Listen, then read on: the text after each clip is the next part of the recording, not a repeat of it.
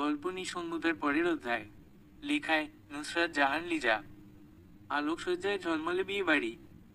হই হুল্লোড় চলছে পুরোদমে। মুহুর্মুহ বর এসেছে ধ্বনিত হয়ে সেই হুল্লোড় যেন বাড়তি মাত্রা পেল। শৈলীর এখনো সাজ শেষ হয়নি। কনের সাথে থাকতে গিয়ে নিজের সাজ এমন আক্ষেপা হওয়ায় ভীষণ হতাশে। অথচ রিনি আপুর বিয়ে নিয়ে প্রায় মাসখানেক ধরে ও কত শত প্ল্যান করেছে। ধুর, কোনো মানে হয়? শৈলী দেখেছে যখনই কিছু নিয়ে পরিকল্পনা করে সেটা ভেস্তে যায়। শাড়ির আঁচল কোনো মতে সেফটি পিন আটকে প্রায় দৌড়ে বেরিয়ে এলো।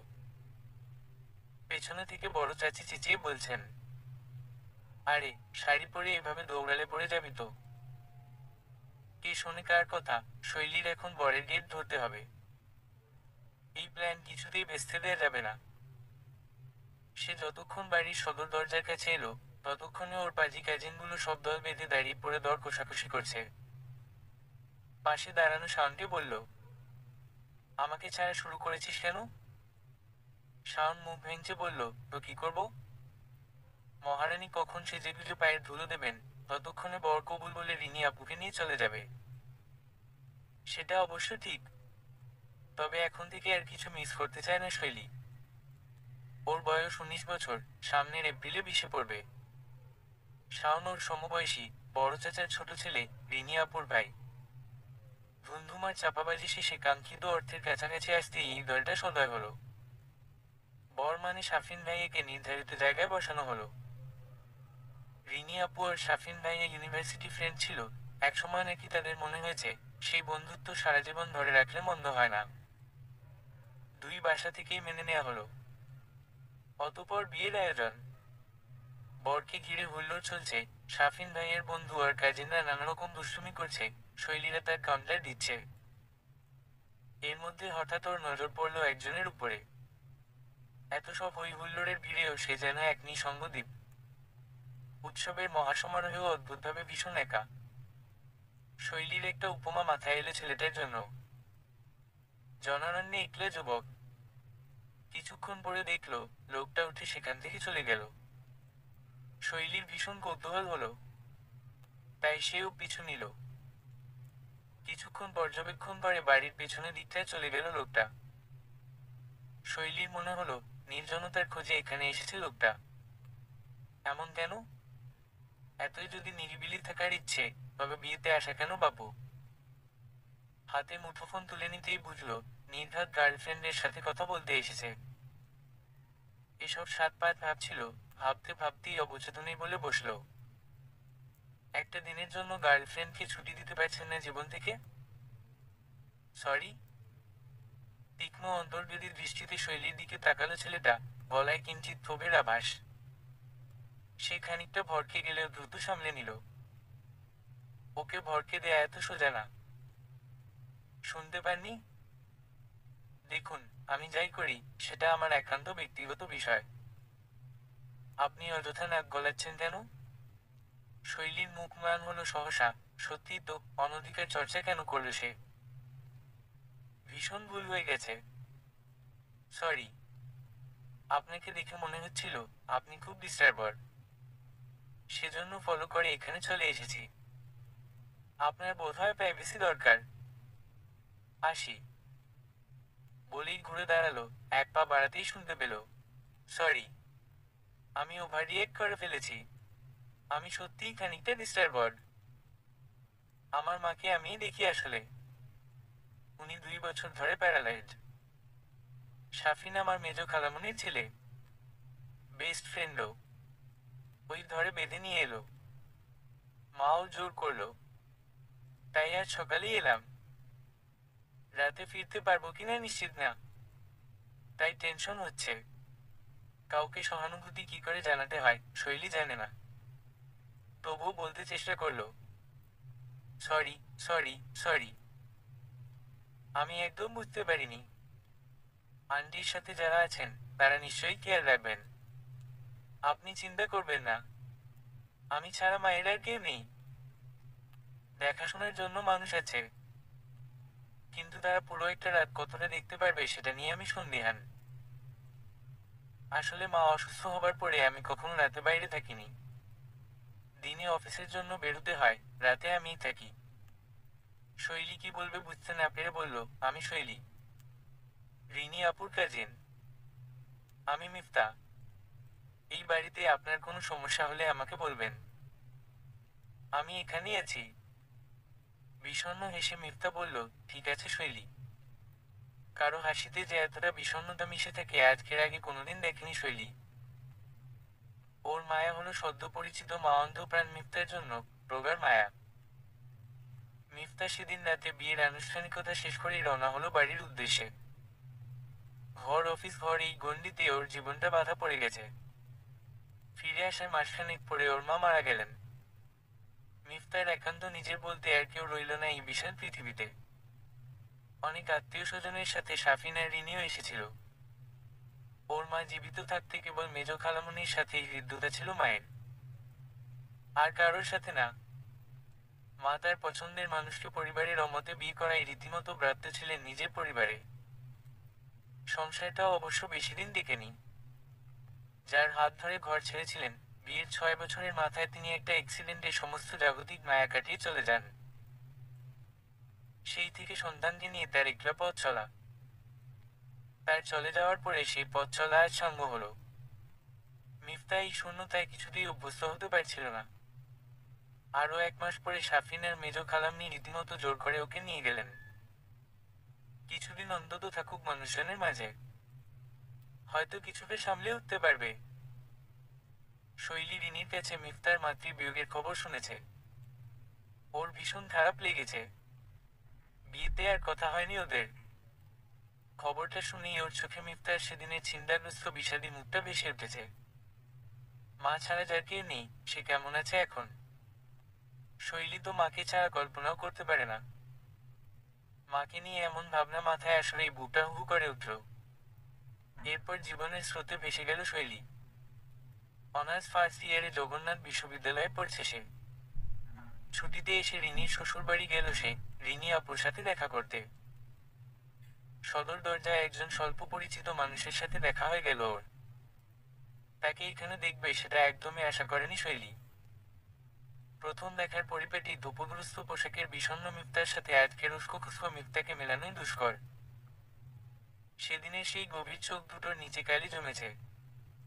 সেদিনের সেই দ্বিতীয় অনুপস্থিত ভীষণ ম্লান মুখটা যেন মানুষটার একাকিত্বের সাক্ষ্য বহন করছে। সহসা শৈলীর মনে হলো, এই নিঃসঙ্গ ছেলেটার হাত ধরতে সারা জীবনের জন্য। নিঃসঙ্গ দ্বীপের পাশে কলকল ঝর্ণার মতো প্রবাহিত হয়ে তার সমস্ত বিষাদ ভাসিয়ে নিয়ে যেতে বহুদূরে। পরক্ষণেই লাগাম টানল নিজের।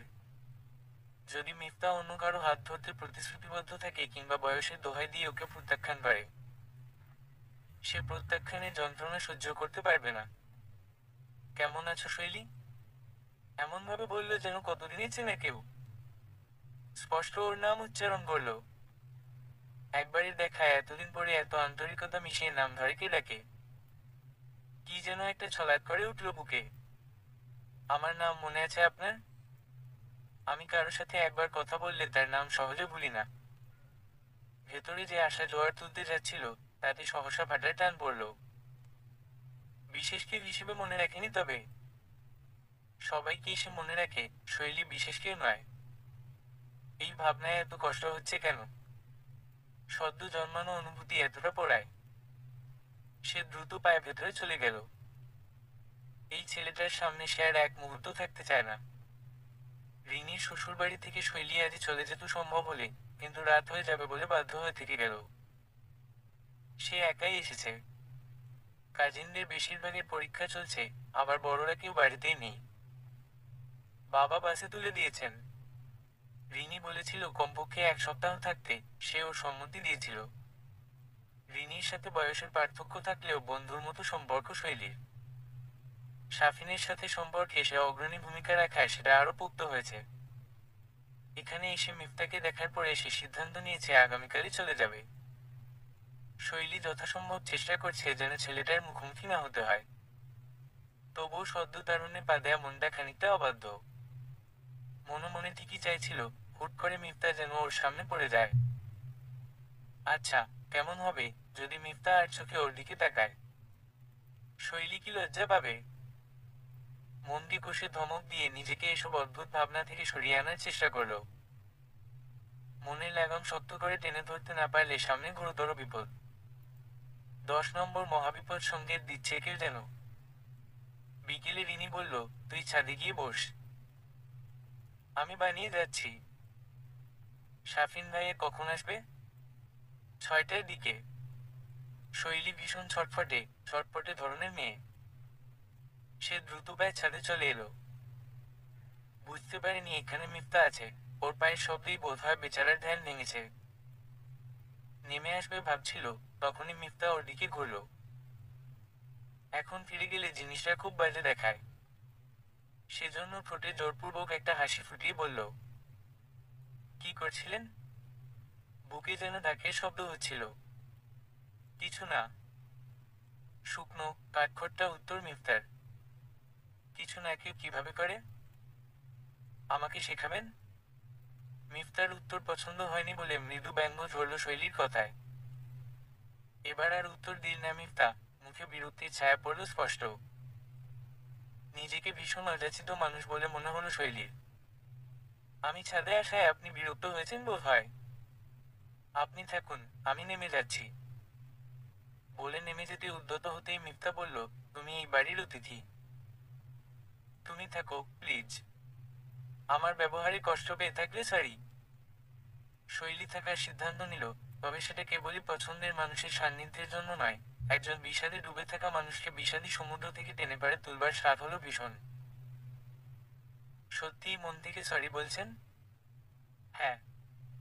তাহলে আমার সাথে কিছুক্ষণ গল্প করবেন? আমি গল্প জানি না। আমি গল্প করব, আপনি শুনবেন, মাঝে মধ্যে যদি কোনো প্রশ্ন করি তার উত্তর দেবেন।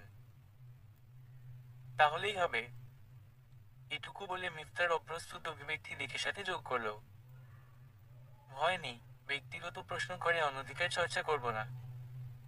রিনির বিয়ের দিন মিফতার বলা কথা সামান্য প্রত্যুত্তর দিতে ভুলল না। অবশ্য বুঝল কি না কে জানে। অভিব্যক্তিতে পরিবর্তন এলো না কোনো। এই ছেলে তো দেখা যায় আস্ত একটা রান গরুরের ছানা। হাসতেই পারে না বোধ হয়। ঠিক আছে। শৈলী খানিকটা এগিয়ে এসে কার্নিশে কোণে ঠেকিয়ে দাঁড়ালো। আপনি কি ছোটবেলা থেকেই এমন? কেমন? অতিরিক্ত চুপচাপ। আমি খুব সহজে মিশতে পারি না কারোর সাথে। তাই বন্ধুও খুব কম। তবে তারা আমাকে ভীষণ বোঝে। শৈলী মনে মনে বলল, আমি আপনাকে বুঝতে চাই মিফতা। আপনার সমস্তটা। কিন্তু মুখে বলল না, বরং হাতের আঙুল গুনে হিসেব করতে লাগলো। কিছুটা বিস্মিত হলো মিফতা, জিজ্ঞেস করল, কি গুনছেন? আপনি একসাথে মোট কয়টা শব্দ বললেন সেটা কাউন্ট করছিলাম। আপনি ভীষণ মেপে মেপে কথা বলেন তো। আপনার লিমিট ক্রস করে গেলে দয়ার কথা বলবেন না।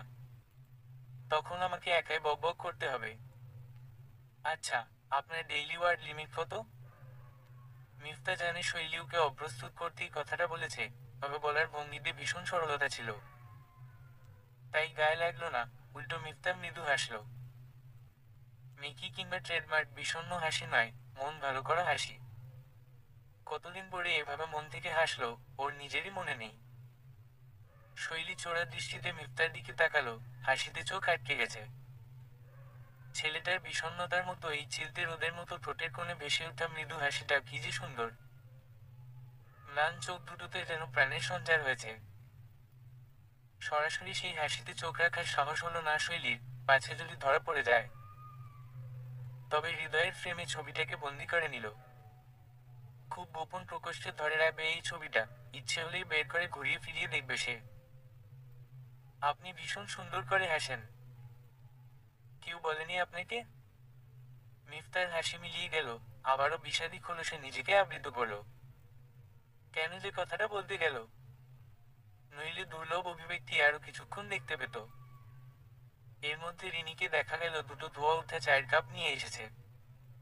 আরে মিফতা, তুমি ছাদে, আমি জানতাম না। বসো ভাই। আমি আরেক কাপ আনছি। না না, তোমরা গল্প করো। আমি যাচ্ছি। আরে, চা মাত্রই বানিয়েছি। বেশি আছে। তুমি থাকো তো। এটা নাও। ট্রে থেকে দুটো কাপ দুজনকে দিয়ে নেমে গেল রিনি। শৈলী চায়ের কাপে চুমুক দিয়ে বলল, আহা, রিনি আপুর চা দারুণ না? হুম। কি হুম হুম করছেন? শুধু কি চা? রিনি আপুর রান্নার হাত দারুণ। আপনার কাজিনের বউ ভাগ্য ঈর্ষণীয়। হ্যাঁ, রিনি ভালো রাঁধে। আপনি বিয়ে করবেন না? সেভাবে ভাবিনি এখনো। কেন ভাবেননি? তুমি কিন্তু বলেছিলে অনধিকার চর্চা করবে না। তাহলে আপনি একটু অধিকার চর্চা করুন প্লিজ। আমি বোর্ড হচ্ছি। আমি মানুষটাই বোরিং, শৈলী। আজকের আড্ডার জন্য তুমি ভুল মানুষকে সিলেক্ট করেছো। এই মানুষটার থই পাওয়া দুঃসাধ্য। কখনো মনে হয় এই বুঝি কিছুটা কাছাকাছি আসা গেল, পরক্ষণেই মনে হয় এখানে ওদের অবস্থান আলোকবর্ষ দূরত্বে। আড্ডা জমাতে আমি একাই যথেষ্ট। শুধু শোনার জন্য একজন মানুষ থাকলেই হলো, যে আমার কথা মনোযোগ দিয়ে শুনছে। কিছু মানুষ থাকে না, ভাবনায় সব শুনছে, অথচ হুট করে জিজ্ঞেস করলে বোঝা যায় কিছুই শোনেনি। তেমন মানুষ দেখলে খুব রাগ হয়। অকপট কথা বলার সহজাত একটা গুণ আছে শৈলীর মধ্যে। কাজিন কিংবা বন্ধুদের আড্ডার মধ্যে মিশেই হয়ে ওঠে। যেখানেই যাক, খুব সহজে মানিয়ে যায় সে। আবারও রিনি চলে এলো। কিছু কথাবার্তার পরে রিনি বলল, মিফতা, শৈলী প্রথমবার এখানে এলো। কাল তো শুক্রবার। আমি আর শাফিন শৈলীকে শহরটা ঘুরিয়ে দেখাবো। তুমিও কিন্তু আমাদের সাথে থাকবে। তোমরা যাও। আসলে আমার একটা কাজ আছে। শৈলী এমন কথায় হতাশ হলো ভীষণ। আপু, আমি তো কালই চলে যাব। কিছুতেই না। মা তো কাল তোর জন্য কত আয়োজন করছেন। উনি আপ্যায়ন করতে ভালোবাসেন। তাছাড়া তুই এক সপ্তাহের আগে নড়তে পারবি না, ব্যাস। রিনি আপু, আমি কোনো কথাই শুনছি না। তোমরা দুজনই কাল আমাদের সাথে যাচ্ছ। কথা শেষ।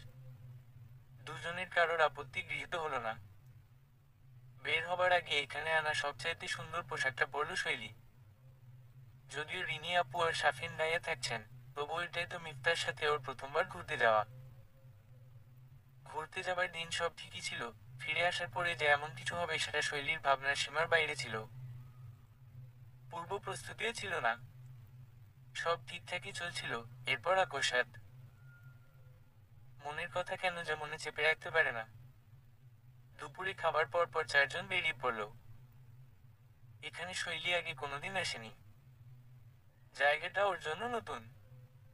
কোথাও গেলে সবার আগে ওই নির্দিষ্ট জায়গার মানুষের কথাবার্তা, আচার অনুষ্ঠান, এসবই ওর মনোযোগ বেশি আকর্ষণ করে। দর্শনীয় স্থানের পেছনের গল্প, সেসবে শাফিনের সাথে মিফতাহ যোগ দিল। বোঝা গেল ইতিহাস বিষয়ে বেশ আগ্রহী। সেসব শুনতে শৈলীর বেশ ভালো লাগছিল। হঠাৎ শাফিনের কল এলো। কথা শেষ হতেই রিনি জিজ্ঞেস করলো, কোনো সমস্যা? আমার কলিগ রেদওয়ান আজ বিবাহবার্ষিকীর দাওয়াত দিল। স্বস্তিক। তো সেটা আগে বলেনি কেন? শেষ মুহূর্তে। এবার শাফিন এসে ফেললো। আর বলো না। বেচারা দিনটা ভুলে গিয়েছিল। ওদিকে ভাবি ভেবেছিল তাকে কোনো সারপ্রাইজ দেবে।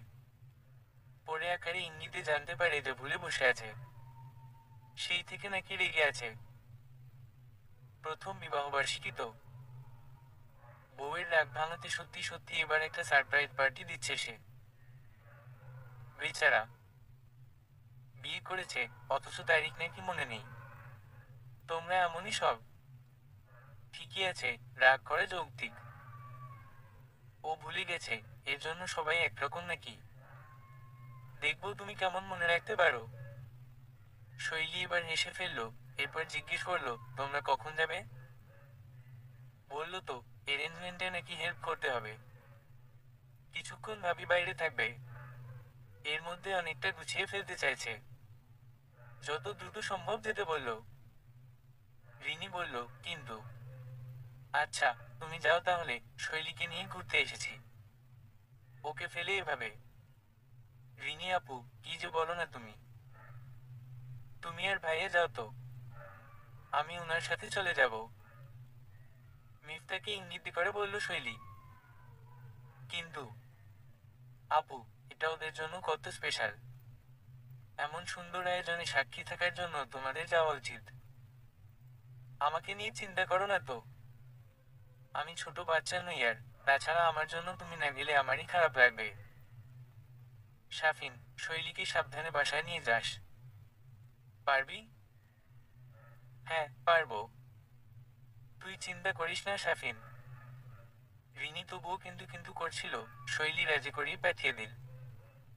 রিনি রিকশায় যেতে যেতে শাফিনকে জিজ্ঞেস করলো, শৈলী বেড়াতে এলো, ওকে ফেলে দাওয়াতে যাচ্ছি। বিষয়টা কেমন হয়ে গেল না? তাছাড়া ও এখানে নতুন। শাফিন অভয় দিয়ে বলল, তুমি চিন্তা করো না। শৈলী বুদ্ধিমতী মেয়ে, এসব নিয়ে মন খারাপ করবে না।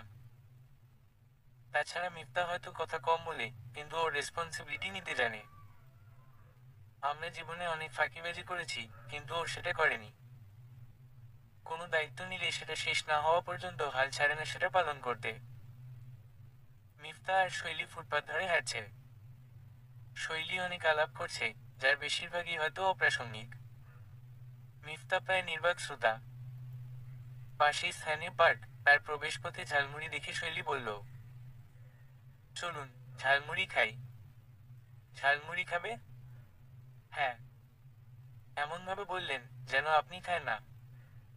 মিফতা মনে করার চেষ্টা করলো শেষ কবে রাস্তার পাশে দাঁড়িয়ে ঝালমুড়ি ফুচকা খেয়েছে। একসময় স্কুলের বাইরে ভিড় ঠেলে ঝালমুড়ি কিনত। আচ্ছা, না খেলেও আজ খাবেন। আমার পক্ষ থেকে আপনার জন্য ট্রিট এটা। উপলক্ষ? অনিচ্ছা সত্ত্বেও আমাকে সহ্য করার জন্য। ঝালমুড়ি ট্রিট কখনো দেখিনি। আমি দিই। এখন তো আমার একমাত্র আর্নিং সোর্স বলতে বাপের হোটেল।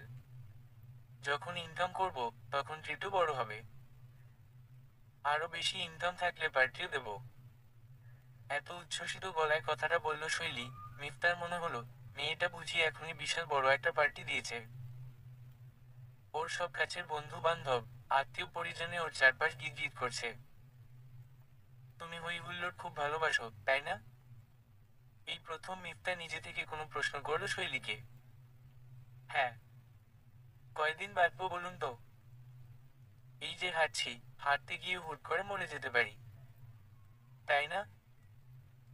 জীবন নিয়ে ভেবে ভেবে ডিপ্রেসড হলেও মরতে হবে, আনন্দে থাকলেও একই পরিণতি। তাহলে যে কয়দিন বাঁচবো, শুধু শুধু গুমরে গুমরে কেন বাঁচবো? আমি সবাইকে নিয়ে আনন্দে বাঁচতে চাই। যে কয়দিন বাঁচি, মন থেকে সলই থাকতে চাই। আপনার মতো অল্প বয়সে বুড়িয়ে যেতে চাই না। সবার পরিস্থিতি একরকম হয় না। সেটা হয় না, কিন্তু পরিস্থিতি নিয়ন্ত্রণ করতে জানতে হয়। অবশ্যম্ভাবী কিছু তো আপনি এড়াতে পারবেন না।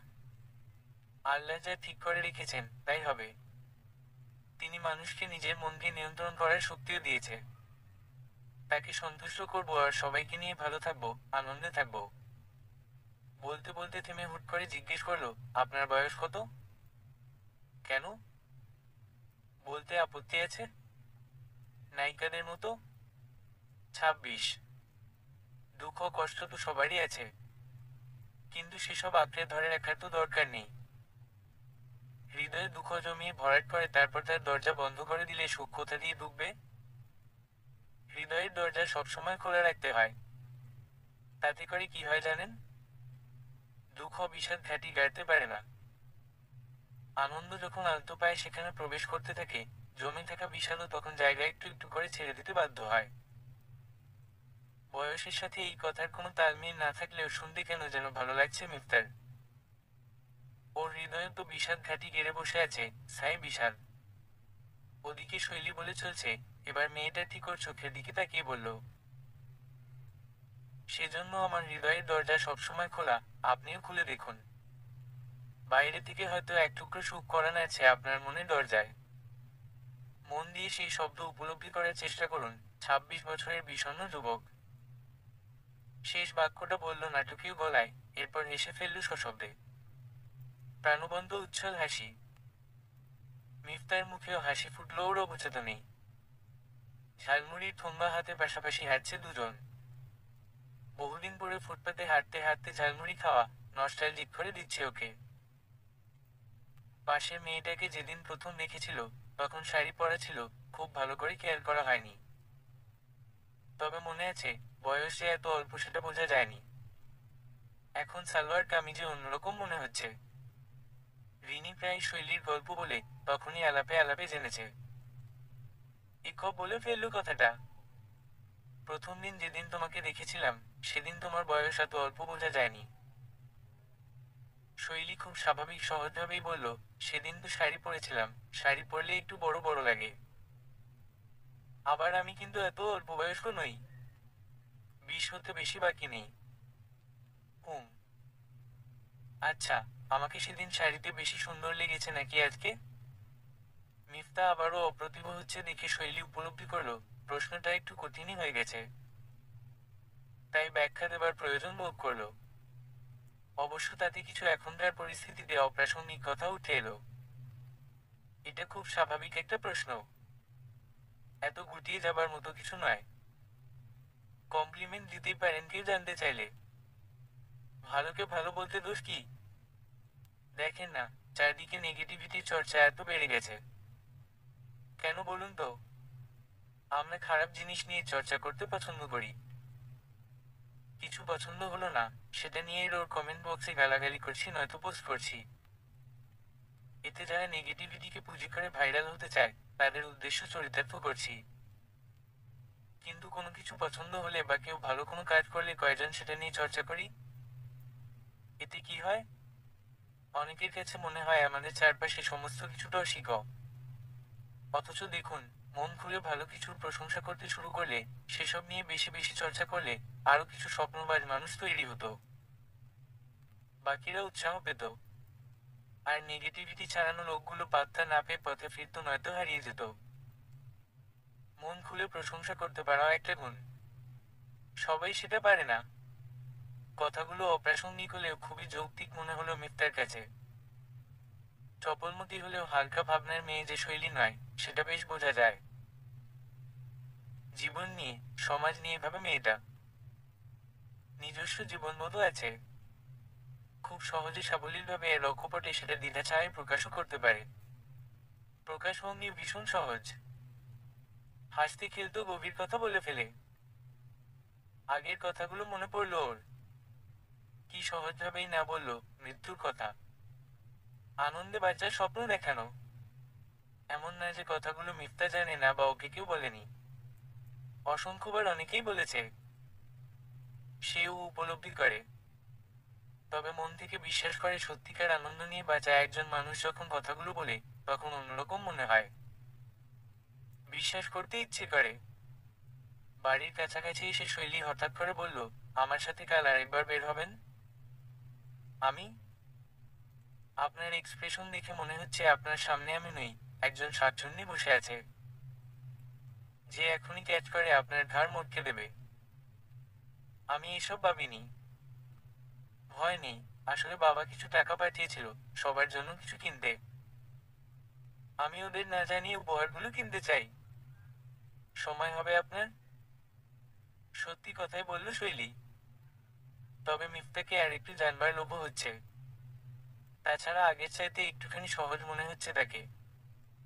জীবন নিয়ে, আনন্দ নিয়ে আরো কিছু স্বপ্ন যদি লোকটার মস্তিষ্কে ঢুকানো যায়। ওকে। কখন? বিকেলে? ঠিক আছে। Thank you. কেন? এই যে আমাকে সহ্য করলেন, সেটার জন্য তো ঝালমুড়ি ট্রিট দিলেন। ধন্যবাদ দিলাম, আবারও সহ্য করতে রাজি হবার জন্য। বলে আবারও হাসল শৈলী। মিফতা দ্রুত পায়ে এগুচ্ছে, হাসিটা এখনো কানে এসে ধাক্কা দিচ্ছে। এমন করে সে হাসতে পারে না কেন? কিঞ্চিত আফসোস হলো মিফতার।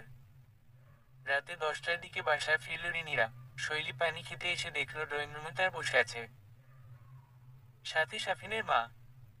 তিনি বলছেন, দেখ, মুনিরা চলে গেল। মিফতার দায়িত্ব এখন আমার। ওর বিয়ের ব্যবস্থা কর। এইভাবে কষ্ট পাচ্ছে আমার চোখের সামনে। আমার সহ্য হচ্ছে না। ও এসব কথা কানে তোলে না মা। আগেও বলেছি কয়েকবার। তাও বল আবার। দরকার হয় আমি বলি, কিন্তু এভাবে তো হয় না।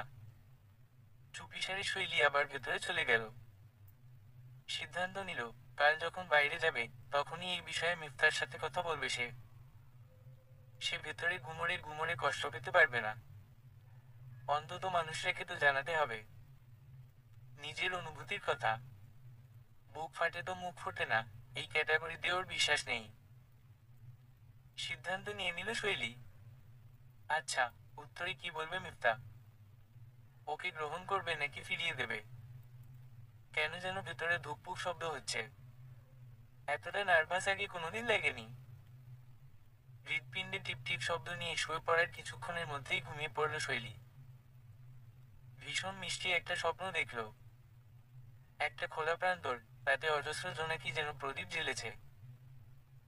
সেই জোনাকির মেলায় হাঁটছে শৈলী, একটা বলিষ্ঠ হাত ওর কোমল হাতটা ধরে রেখেছে। কিছুক্ষণ শুধু হাঁটল সেই জোনাকির প্রান্তরে। হাত ধরে রাখা মানুষটার মুখ না দেখেও সে জানে সঙ্গীটা কে। বহুদূর থেকে ঝিঝি পোকার শব্দও কি শুনল। ওর ভীষণ ইচ্ছে করল এই অপার্থিব সৌন্দর্যের মধ্যে দাঁড়িয়ে মানুষটাকে একবার দেখে। ওর হাত ধরে এখনো কি বিষণ্ণ অভিব্যক্তি ধরে রেখেছে মানুষটা। আরো কিছুক্ষণ হাঁটার পরে সহসা যেন জোছনা বান ডেকেছে। এবার সে সরাসরি তাকালো কাঙ্ক্ষিত মানুষটার দিকে। ঠোঁটে চোখে কি চিলতে মিষ্টি হাসি লেগে আছে। সেই হাসিতে চৌম্বকীয় এক শক্তি যেন চোখ সরাতে পারছে না। সেই মুখাবয়বে তাকিয়ে থাকতে থাকতে হৃদযন্ত্রের টিপ টিপ শব্দটা বেড়েই চলছে ক্রমশ। এতই প্রবল যে শ্বাস প্রশ্বাস দ্রুততর হচ্ছে। আচমকা ঘুমটা ঘেমে গেল।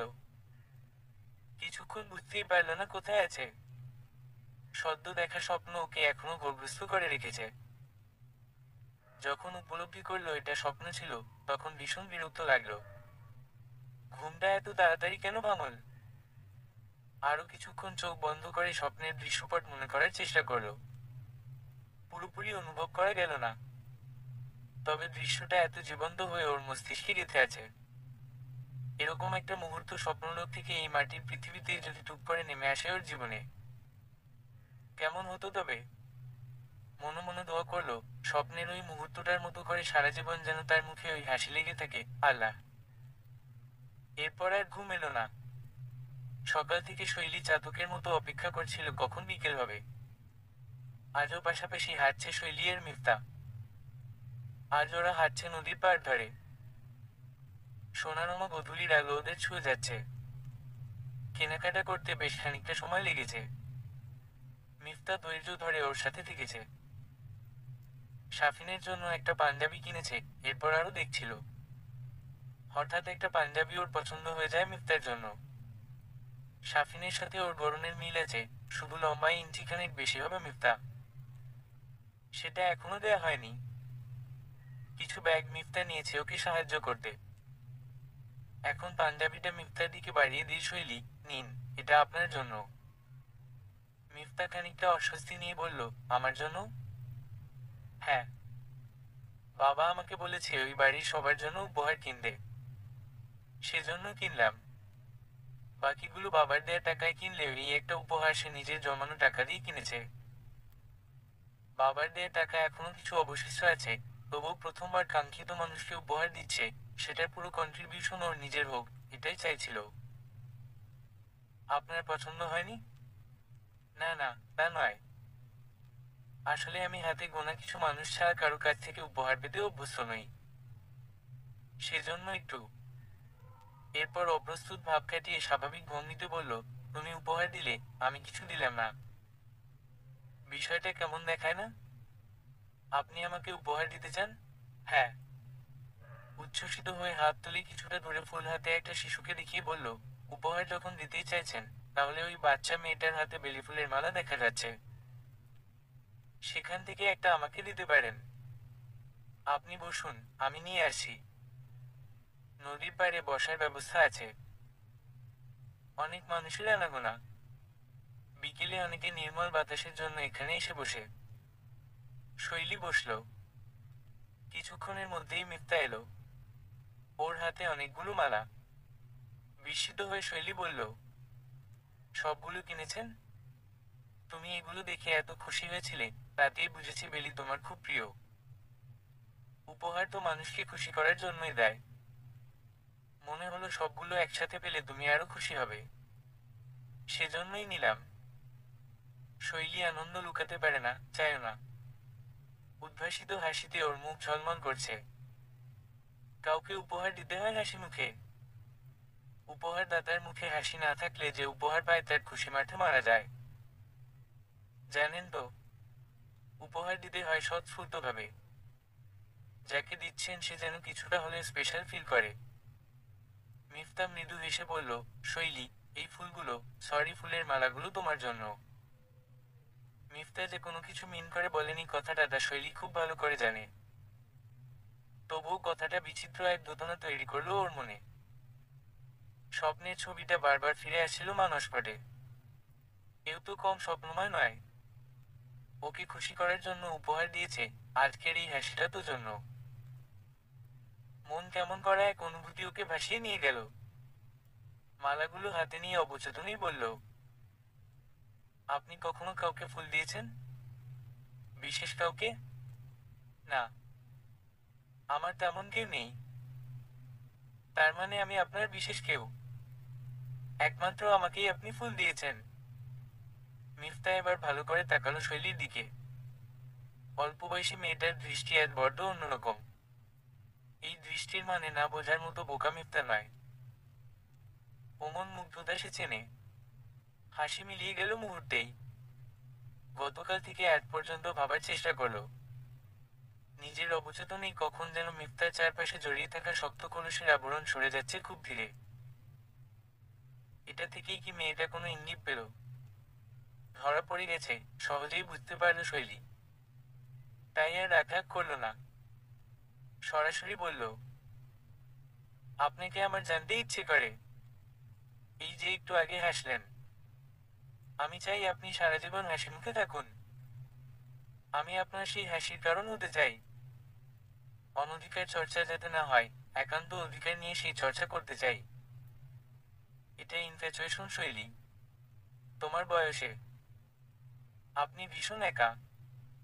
এখন আপনার পাশে কাউকে দরকার যার কাঁধে মাথা রেখে আপনি নিজের সমস্ত বিষাদ উজাড় করে দিতে পারবেন, যার হৃদয়ের আলোতে আপনার চারপাশের আধার সরে যাবে। যাকে আপনি ভরসা করতে পারবেন, নিশ্চিন্তে নির্ভর করতে পারবেন। তার জন্য তাকে আপনার সার্বক্ষণিক সঙ্গী হতে হবে। আমাকে বিয়ে করবেন? মিফতা কিছু বলতে যাচ্ছিল, ওকে থামিয়ে দিয়ে শৈলী বলল, এখনই উত্তর দিতে হবে না। হ্যাঁ কিংবা না, কোনোটাই না। আপনি যতদিন ইচ্ছে সময় নিন। ভাবুন। এরপর সিদ্ধান্ত নিন। তুমি এটা কেন চাইছো? আমি আপনাকে ভালোবাসি।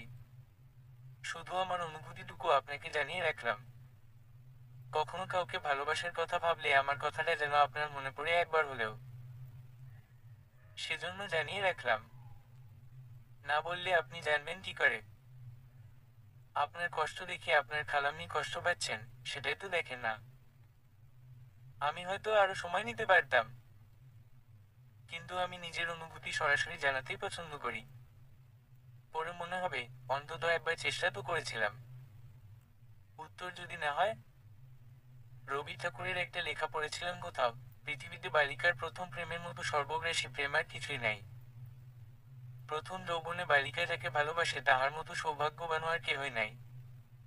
যদিও সে প্রেম অধিকাংশ সময় অপ্রকাশিত থেকে যায়, কিন্তু সে প্রেমের আগুন সব বালিকাকে সারা জীবন পোড়ায়।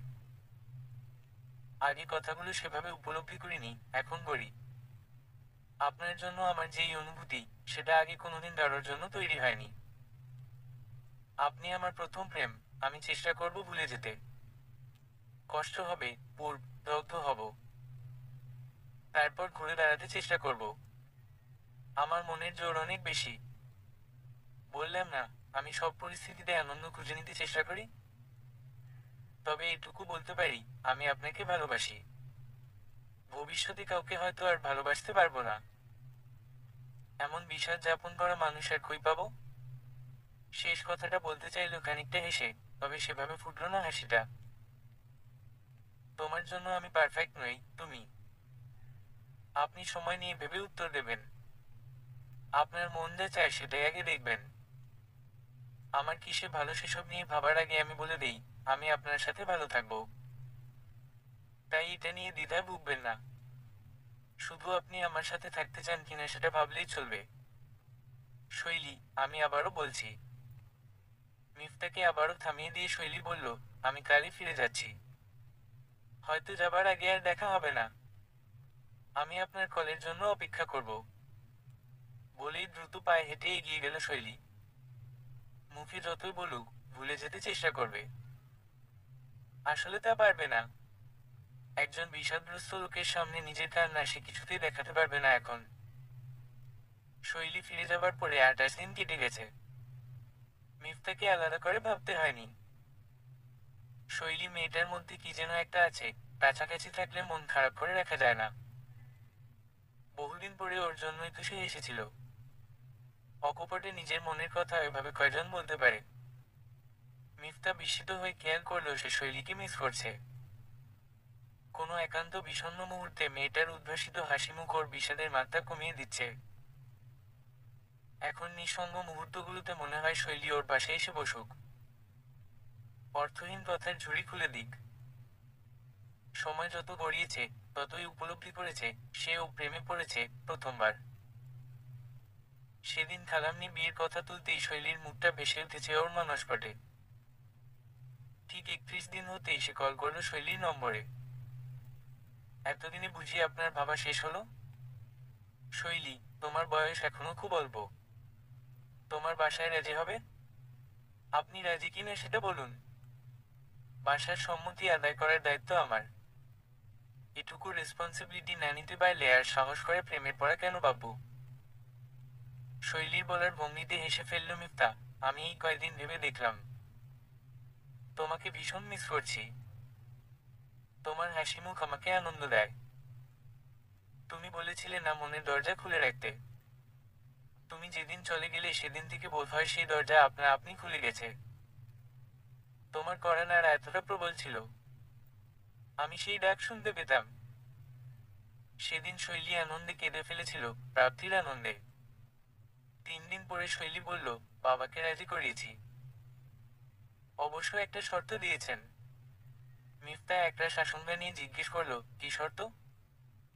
ভয়ের কিছু নেই জনাব।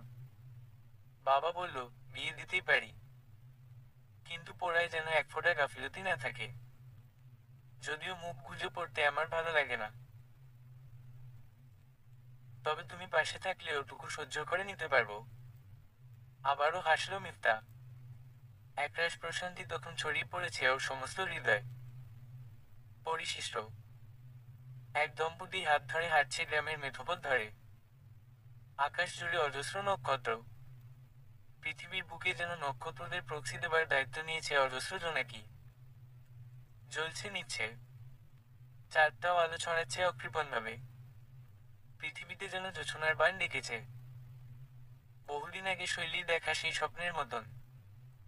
আজ অবশ্য স্বপ্ন নয়। এই পৃথিবীর বুকে মঞ্চস্থ হচ্ছে স্বপ্নময় সুন্দর মুহূর্তটা।